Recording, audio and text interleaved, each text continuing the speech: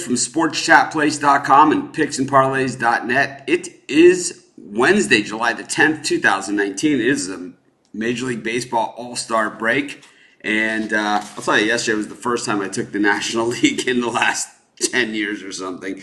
And I paid the price for it. But it happens. So what? Maybe we should have left that one to the lucky penny. But I'll tell you, what we do have is today, I'm just going to give my early look at NFL win totals. We don't have a lot to talk about. So we're just going to go through these NFL win totals as they stand right now. I'm going to go through the teams. I have their schedules in front of me in this magazine. And I will go through it this way. So first on top, we're just going to go alphabetically. The Buffalo Bills, the win total is set at 6.5. You know, the Bills last year, not a great team last year, 6-10. But got to remember, their quarterback was hurt most of the season. I think they're going to be a little bit better than people think that they're going to be, and I like them. I like them in this one to be over the total. They do have 3 of their last 5 games are on the road, not easy games either. At Dallas, at Pittsburgh, at New England, but outside of that, most of their games in the middle of the season, they have 2 open. They're the opening opponent for 2 teams, the Jets and the Giants, both in the same stadium in back-to-back weeks. I don't know how that works out for them, but I'll tell you, 6.5. I like the over for the Bills. I just think that they're gutsy, and I think that they'll gut some out in this season. Go to the next team on the board, and that's going to be the Carolina Panthers. The win total for the Panthers this year is set at 7. Now, this is a team that's been a playoff team most of the last recent years since Ron Rivera has been the coach. They came off of a 11-6 season in 2017 to go 17-9. But if you look at the Panthers, okay, 2015, 17-2. 2016, 6-10. 2017, 11-6. 2018, 7-9. I say this is a year that they go above. I'm going to take over for the Carolina Panthers. Our next team that we're going to go with, Chicago Bears.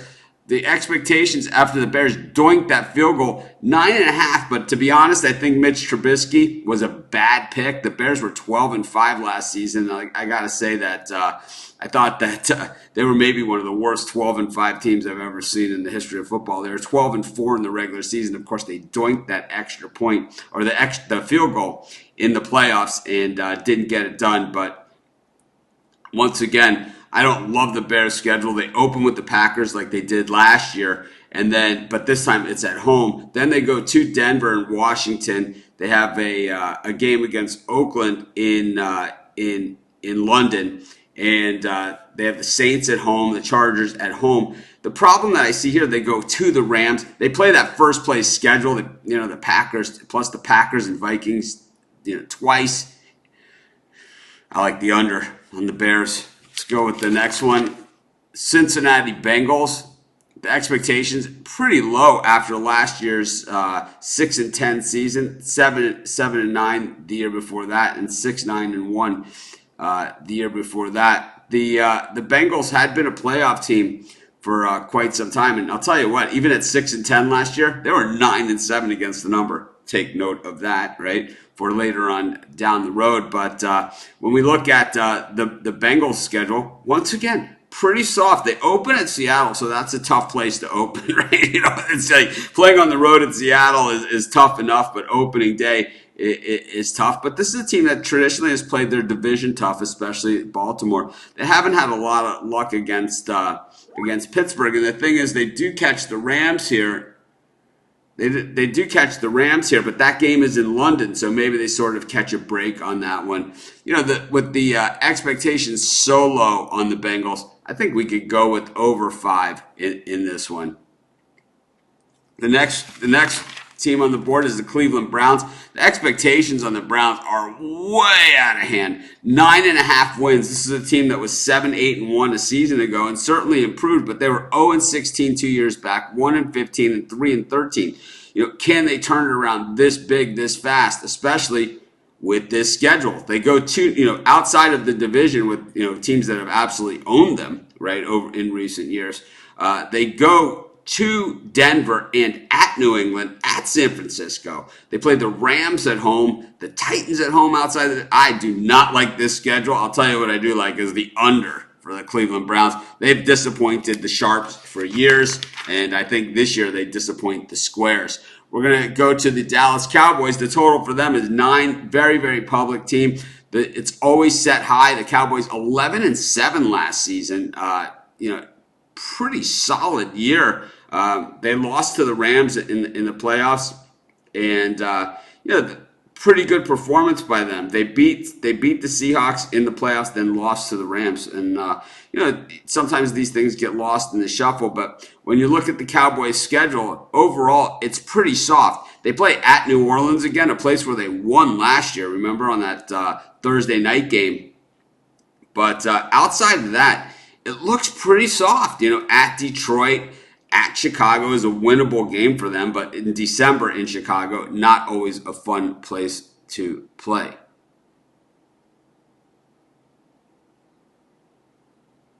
Randy is one of our writers at Sports Chat Place, and you can find his picks at sportschatplace.com. We'll move on to our next team. That's going to be the Denver Broncos. Denver is also generally a very, very public team, but only 6.5 wins is the expectation. Of course, this is a team with no quarterback, at least to speak of. And as good as the Broncos had been in the past, 5-11 in 2017 and 6-10 in 2018. So the issue here with the Broncos is 5 of their last 7 games are on the road. I just don't like that. But we'll go with the under 6.5 once again as the Broncos continue to rebuild. They paid the price with big contracts to have those big years, and now they're paying the piper, as they say. Detroit Lions, 6 is the total. Last year they were 6-10 in Matt Patricia's first year as Lions head coach. They really took a big step back after being a 9-win team the 2 seasons before that. You fire the coach, you hire a new guy, and he gets you 3 less wins. I don't really like what the Lions are doing, to be honest with you. I think that Matt Patricia might be one of those guys who's a better assistant than a head coach. I think the Lions have a chance to draft near the very, very top. I'm going to take the under for the Detroit Lions. The Green Bay Packers, they've quietly added some talent, through the preseason. Of course, have Aaron Rodgers, will travel. 9 wins is the number for the Packers, but when we look back, 6-9-1 last year, 7-9 in 2017. Aaron Rodgers has been getting knocked around, but I expect him to have it. The Cleveland Browns was 9.5 was the total was on that one, but you have Aaron Rodgers, and him alone is going to do it. So I like the over for the Packers. I think that they can get to at least 10 wins. The Texans, here's a team that not getting a lot of respect, and I tell you what, I think the Texans win their division. I know the Titans are a sexy pick right now. I know the Colts are the team that everybody is looking at to make that next step. But to me, I like the Texans. Yeah, I like the under on the Browns. Exactly what I said. But for Houston at 8.5, I like the over. This is a team that's put together 9-win seasons. 11-6 last year. 2017, 4-12. Remember, that was the Brock Osweiler year. But before that, 10-8, 9-8. Bill O'Brien wins more than 8.5 games every single year, except for one when he had Brock Osweiler as his QB. Gotta love the over for the Texans. That's a layup. Our next pick our next team is the Indianapolis Colts. To me, when I look at the Colts, I think we have a situation where the public is all over this thing, and it's the Frank Reich show, right? And everyone loves Frank Reich and all that stuff. This is a fade of all fades on the Colts. 9.5 is the win total on the Indianapolis Colts. they started the season like 1-5 last year and then ran off a bunch of wins. The thing is that their schedule was backloaded with home games. This year, it's the opposite. It's backloaded with road games, with 3 of their last 4 games on the road at New Orleans, at Jacksonville, where they lost last year, at Houston, Thursday night game. The New Orleans game is a Sunday night game or a Monday night game, so that's bad news too. Of course, outside the division, also at Pittsburgh, at Kansas City. This is a brutal schedule, and those road games, I don't see how they win more than 1 or 2 of those, and I think they'll get beat at home a couple times too. I like the under. Jacksonville Jaguars, that is at 8. Of course, Nick Foles moves in as QB for the Jaguars, but once again, fairly reasonable schedule, and they've shown that they can beat teams within the division. I just think that 8 is a little aggressive for this team because we haven't seen Leonard Fournette be able to stay healthy, and at least when Blake Bortles was in there at QB, and I know Nick Foles is better than Bortles, I understand all that stuff, and the Jags play some serious defense, which you guys know I personally love. The thing that I see here with the Jags is that Leonard Fournette has failed to stay healthy, and when he's not healthy, they're not the same team. The Kansas City Chiefs, Patrick Mahomes, the guy I was most wrong about in the NFL draft of any player, maybe in history. 10.5 wins. This is the second highest total. Of course, Hill's status is back and forth on this thing, but have Mahomes will travel. They did lose some guys on defense, this team, and I expect the Chiefs though to be tough once again. We know that the film is now out on Mahomes, and there's guys that have spent many hours of strategy trying to slow him down. 10.5 is a super aggressive number in a division that figures to have at least 2 playoff teams come out of it. You got to figure the Raiders are going to be improved as well. They have games at New England, at Chicago late in the season, which usually means bad weather, and then at Denver for a night game as well. So just not a great favorable schedule for the Chiefs. I think 10 wins is fair for the Chiefs, not 10.5. The Los Angeles Chargers, boy, tough to not call them San Diego still after all this time. Now, this is a team that disappointed a lot of people in the playoffs in that game against New England. They beat Baltimore, and then they lose to New England in a game that really was not close. It was about as one-sided as it gets, but this was a team that played pretty gritty, and I really do like the defense on this team. I don't think that Joey Bosa is the best player out there. I think he is a little overrated, but I think the Chargers themselves are a very, very good team. The problem is at 9.5, we know Phillip Rivers is going to lose. We know that Phillip Rivers is going to lose some games on his own. The schedule is okay. Like I said, they play Kansas City. That one's in Mexico. And then, of course, in the division at Denver, they play at Jacksonville, and they end the season at Kansas City. So they don't get the home game against Kansas City. I think that cost them. I'm going to take the under for the Chargers. I think this division is going to be just brutal. The Los Angeles Rams coming off of the Super Bowl loss, and it wasn't just a Super Bowl loss. It was a pretty bad offensive performance for this team, and that usually means that the book is out on how to beat this team, and it is to make Jared Goff try and beat you. I never liked the Jared Goff draft pick. I liked his performance in the Super Bowl even less. They've let some guys go from their team because they really sold out to make it to the Super Bowl last year. I like under 10.5 for the Rams. Miami Dolphins expected to be the worst team in the NFL this year, and I think that's a possibility. Josh Rosen coming in to play QB, and we know that he has everything that it takes to guide a team to the number 1 overall draft pick in the NFL, as he did that last year for the Arizona Cardinals. And I just think that with Rosen in there, he's a guy that does actually cost you games, and the Dolphins the last 3 years have had quarterbacks that cost you games. They've had Ryan Tannehill was okay, and of the quarterbacks that the Dolphins had, he was the best of the bunch, which isn't saying much, right? Because he's okay, the lower end of okay. But Brock Osweiler and Jay Cutler have been the quarterbacks for the Dolphins the last 2 years, and Josh Rosen fits right in line with that. This is a team that's going to try and break it down before they build it back up. But I'll tell you what, they're going to be better than 4.5 wins.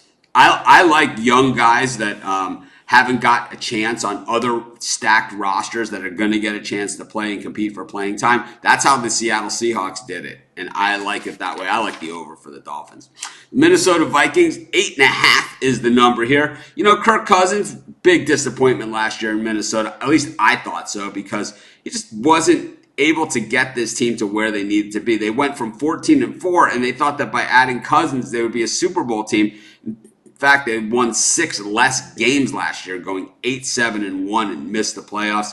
I think the Vikings are a better team than that, and I think that especially if Dalvin Cook can stay healthy, they are going to be tough to beat. I like the over for the Minnesota Vikings. We look at the defending Super Bowl champion New England Patriots, 11 wins.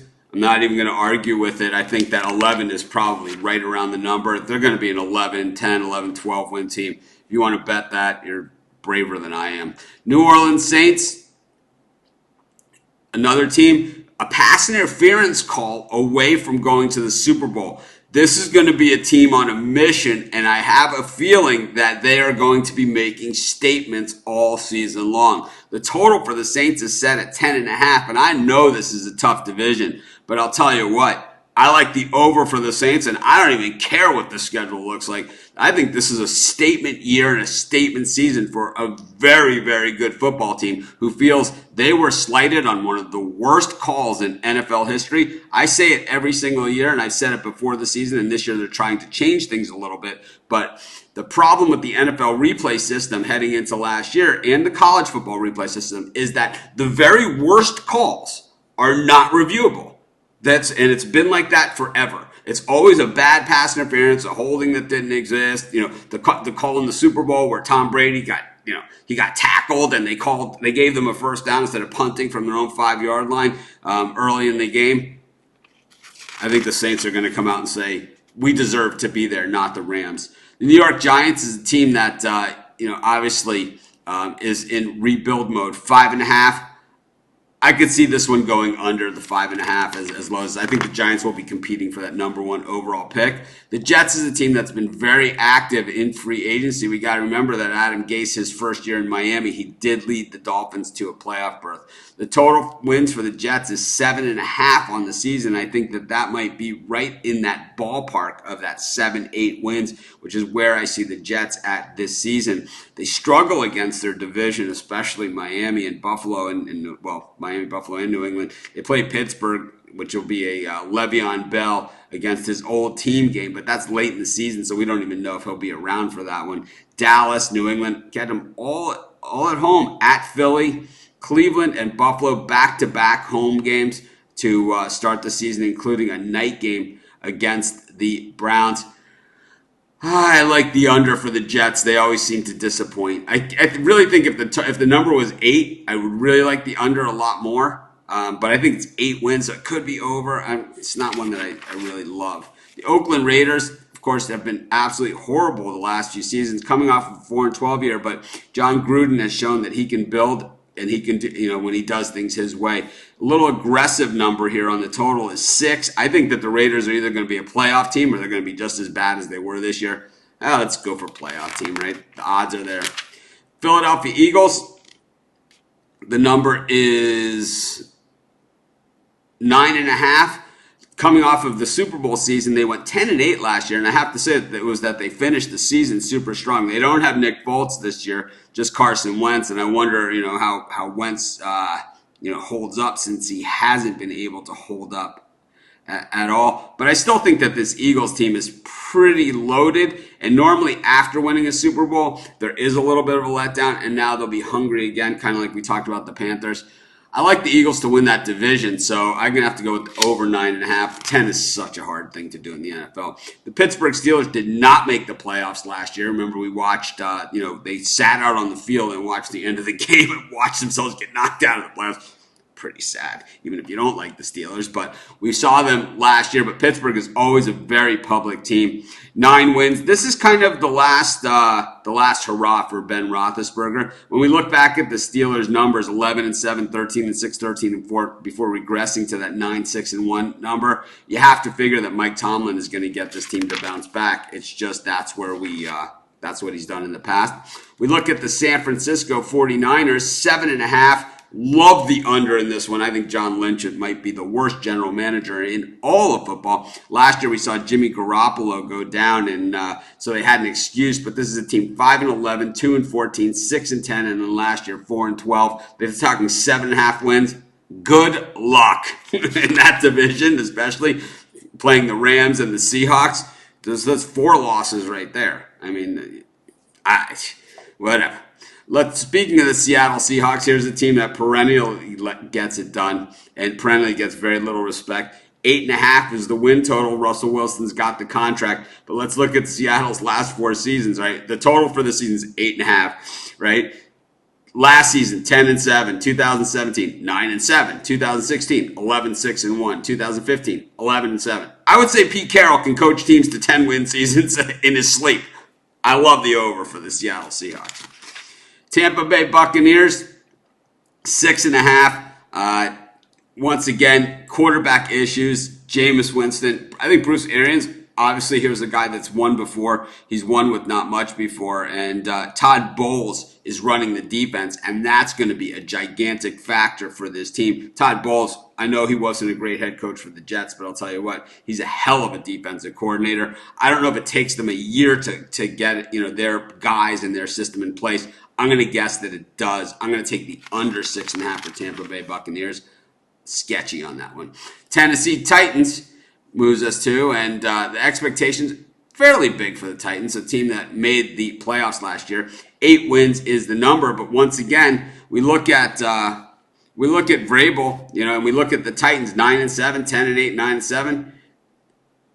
9-7. They generally do. Yeah, I did miss the Cardinals. We'll come back to them. Thank you. But the Titans, I like the over that number. They have a very, very tough schedule in a tough division. So I'm told I missed the Arizona Cardinals, so we'll come back to them. We were on the Titans, but we'll come back to the Arizona Cardinals. And the Arizona Cardinals, 5 is their number on the season.